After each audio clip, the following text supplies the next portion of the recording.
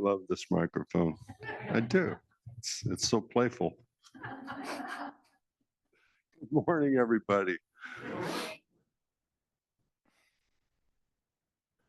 I have a strange process when I write a talk. I write my rough draft, and I always love it. As soon as I'm done with it, oh man, I really knocked this out of the park. And I set it aside, and a couple days later, I pick it up, and I can't stand it.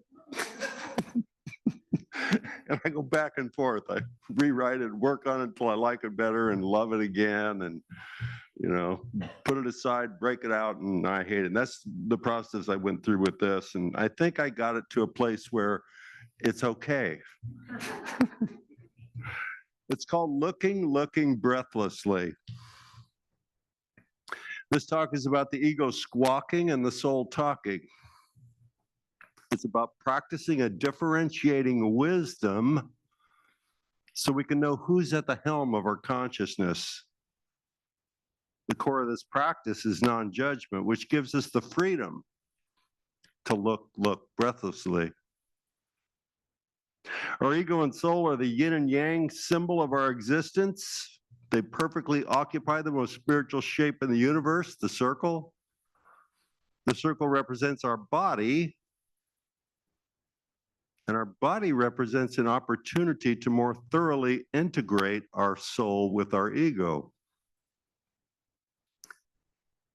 The body is a temporary housing for our egoic personality and our soul. The body facilitates communication between them. That means the transcendent you, the soul, can be aware of and in communication with the part of your psychological self that we call the ego. The soul can observe and communicate with the ego.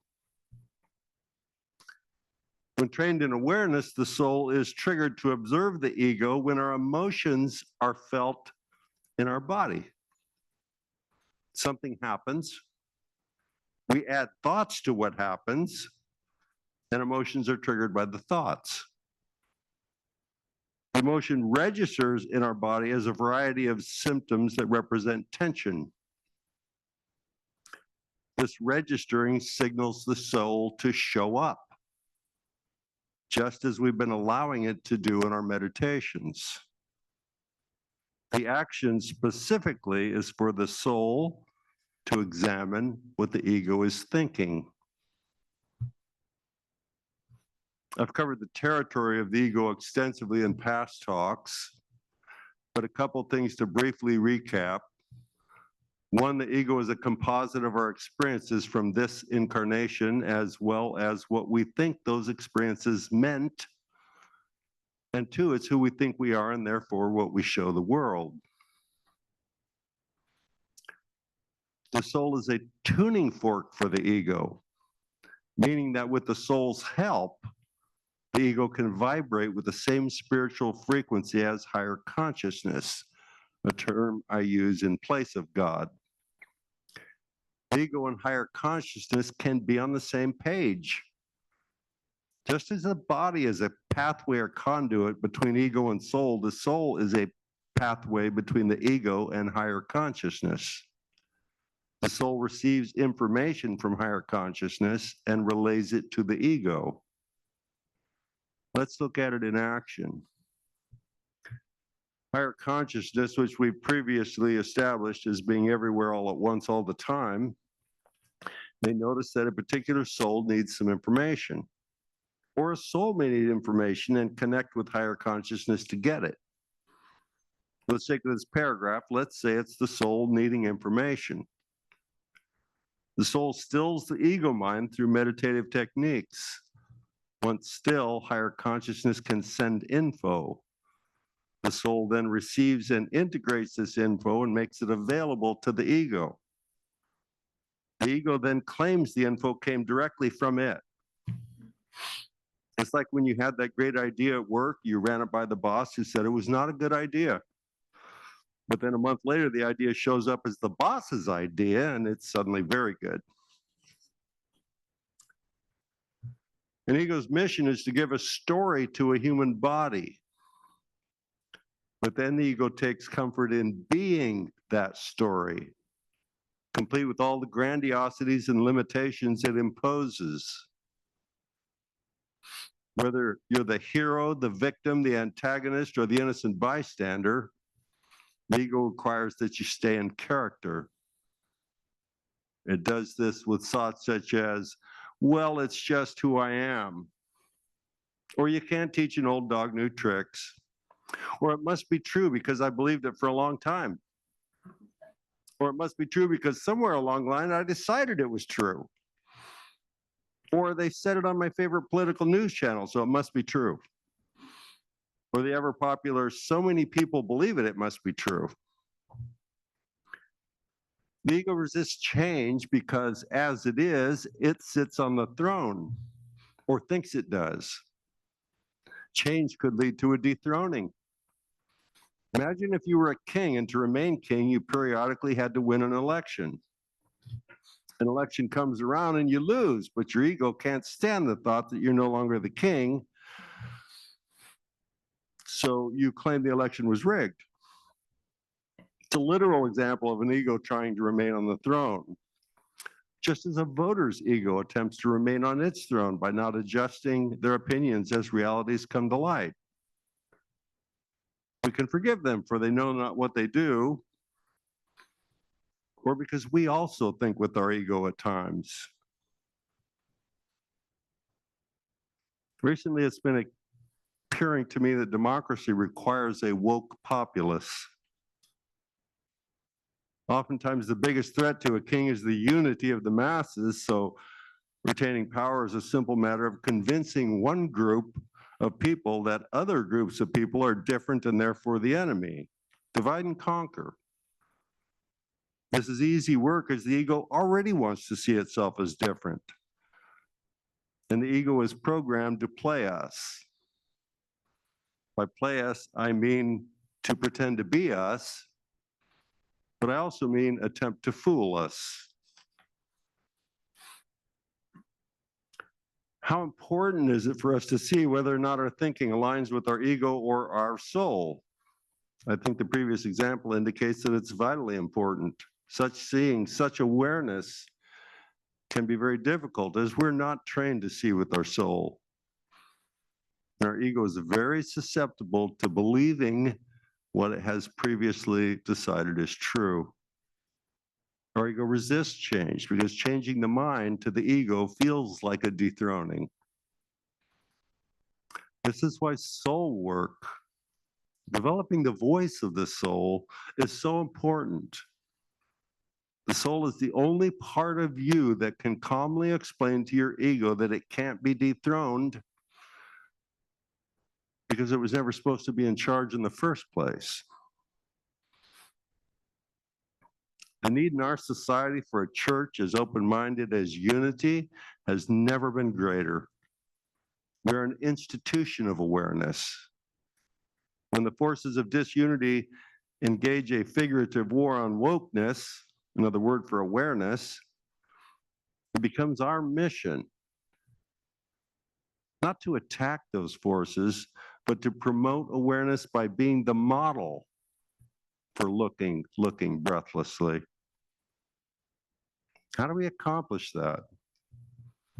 The answer is practice. What do we practice? We practice noticing. But not what another person or group is doing that doesn't align with our concept of soulfulness. We practice noticing that our tendency is to avoid our personal work through the judgment of others. We notice this and find it very interesting. Can we look breathlessly at our thoughts and responses to them? Can we do this without malice or forethought? Can we start with an attitude that is dispassionate without bias, judgment, attachment, or even a need for accomplishment? Because that need invites the ego back onto the throne. Can we start with a complete acceptance of our foolishness so that the ego won't be so on guard? When we feel foolish, our thinking is direct from ego. Foolishness can trigger in our body register in our body as tension, perspiration, shortness of breath, nervousness, or nausea. It's the body, but what is it saying? The body doesn't say anything to the ego. It's kind of like a child running to its mother to tell on a sibling, "Mom, ego's doing stuff again." The soul does the talking, and it says, your thinking is coming straight from your ego, or your body wouldn't be feeling what it's feeling. I try to bring my soul to the present moment along with my Johnny on the spot ego, but it doesn't always happen like that. Could be seconds, minutes, days, weeks, or years before my soul and ego call a meeting on the matter. Depends on my current tolerance for suffering. Accepting our foolishness by accepting that the feeling of foolishness is not the enemy is like placing our avatar on the go square of the Monopoly game. I always liked the little iron because it had a handle. I could get a handle on it.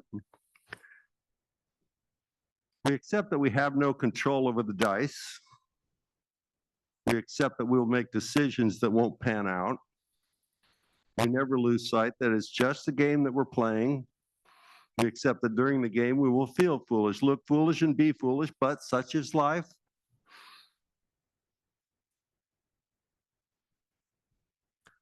I'm saying that the soul knows that much of life is just a game that the ego is playing.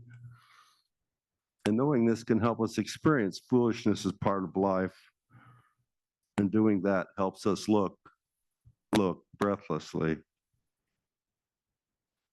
A life less foolish starts with a commitment to questioning our ego's deceptions and understanding our pain, be it pervasive, alternating, or the pain of pain. Pervasive pain comes from our ego's perpetual desire to keep the secret of its actual structure of mere thoughts. Ego actually vanishes under scrutiny. Alternating pain reflects that we are not always in pain, but we know pain will return. From the first bite of ice cream, we know the bowl will soon be empty. The pain of pain is all those situations we wish didn't exist. Pervasive pain is healed by realizing there's nothing wrong with the psychological feature we call the ego. Ego is pure thought energy. It just is what it is. Accepting impermanence as a normal feature of reality, not something being perpetuated against us, heals our alternating pain. Really realizing that every moment has something to offer heals the pain of pain. We want comfort to the extent that we think comfort should always be the end point of our efforts. Why is that a problem? For at least two reasons. Because our attempts to avoid discomfort, to judge discomfort, make it unlikely we will learn from it. And because nothing contributes to our pain like the idea that pain shouldn't exist. We don't have to experience pain and say, "Isn't that wonderful?" But we can look at it and say, "Isn't that interesting?" Interesting is one of my favorite words. It counters judgment. I can label something as interesting, even if from a preferential perspective, I think it sucks big time.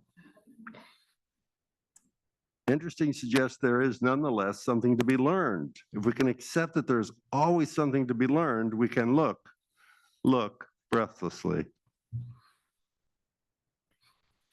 I actually plagiarized the title from an alleged quote from Carlos Castaneda's mentor, Don Juan Matos.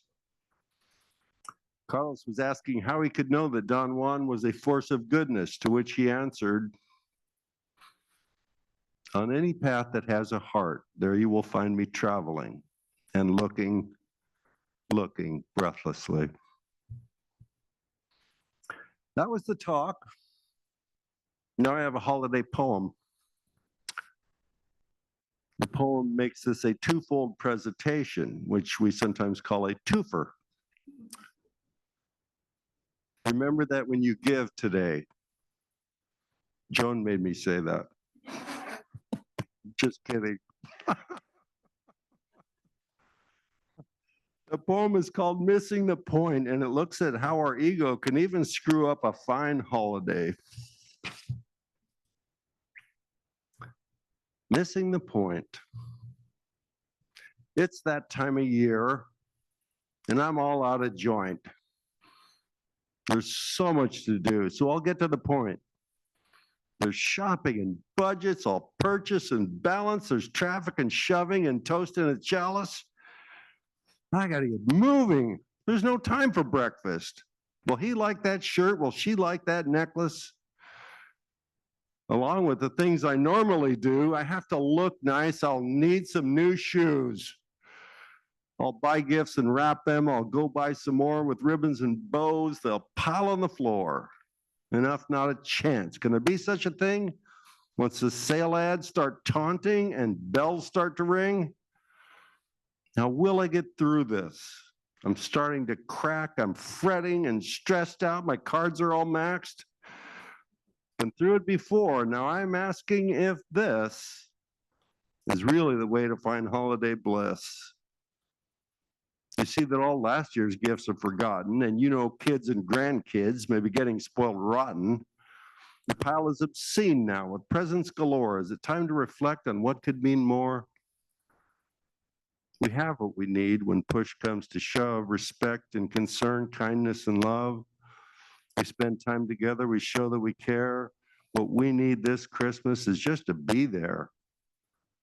The pile will be smaller, less hustle and bustle. I just need to focus on that old heart muscle. Be kinder and gentler. Of debt I should fear it, and get to the point of this holiday spirit. Namaste.